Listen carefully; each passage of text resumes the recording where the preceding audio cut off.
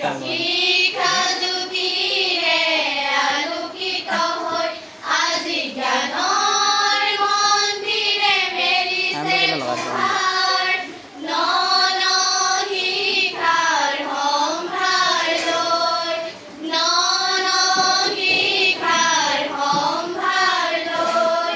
জ্ঞান হ'ল ভক্তিৰ জ্ঞান হ'ল ভক্তিৰ জ্ঞান হ'ল